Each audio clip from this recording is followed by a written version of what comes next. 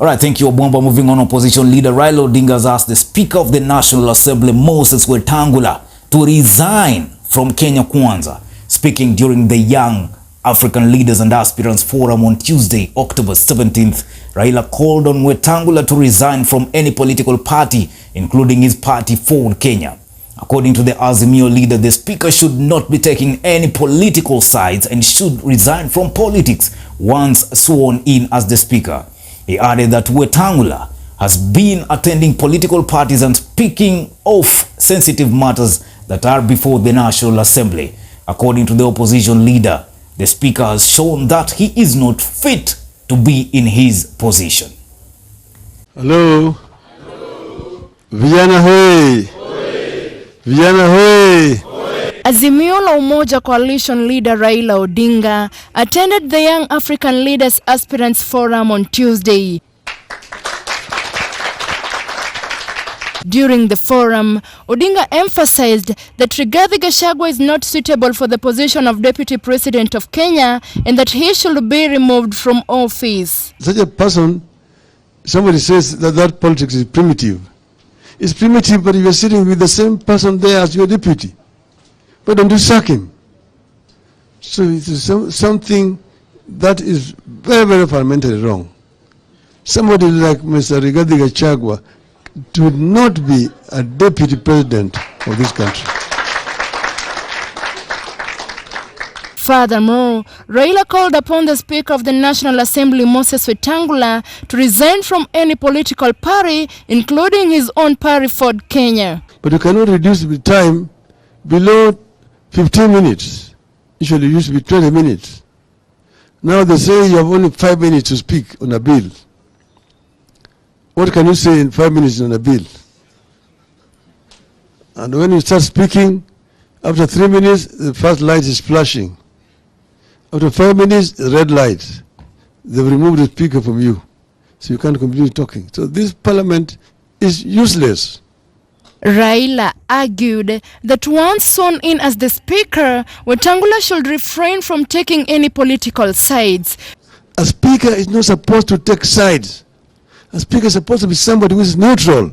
Raila expressed concerns over Wetangula's involvement in political parties and his discussions on sensitive matters that are currently before the National Assembly. And you have a speaker who every weekend is accompanying members of parliament on Harambes. He's the one giving the member money for Harambes, and he's going to take them there, and he's talking there now as Kenya Kwanza. And hurling also insults at Baba. But he's a Speaker of a National Assembly. So the National Assembly is completely in disrepute. The speakers themselves have shown by their own actions that they are not fit to be called speakers. Raila argued that once sworn in as the Speaker, Wetangula should refrain from taking any political sides.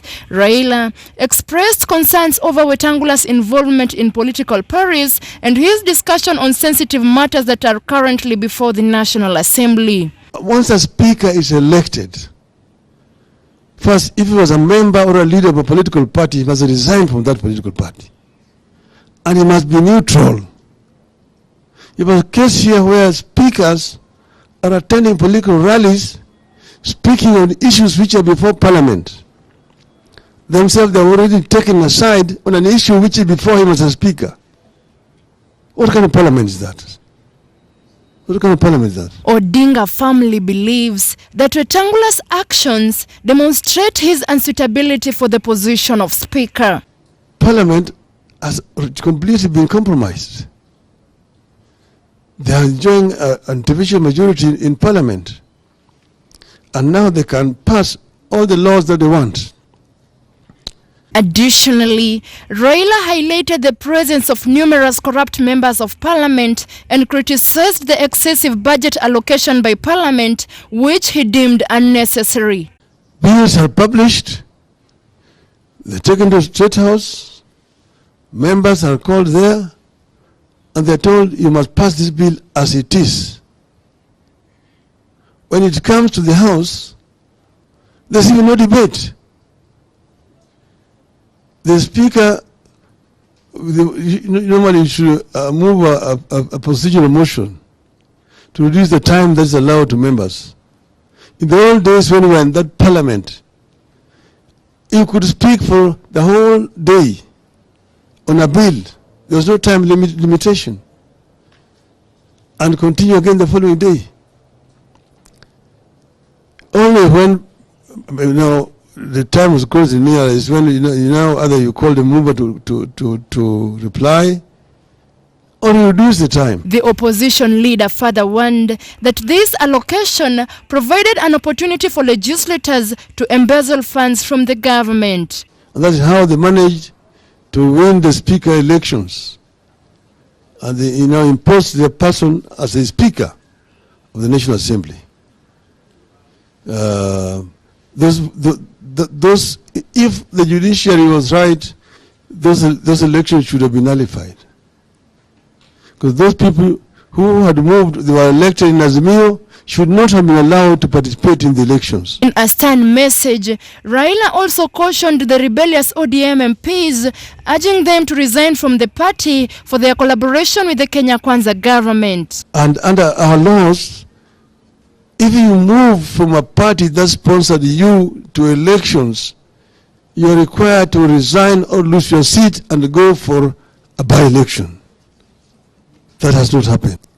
So now Kenya Kwanza is enjoying artificial majority in parliament. Then they went on again to now raid the other parties. You've seen members of ODM going to State House announcing that they are going to work with this Kenya Kwanza government.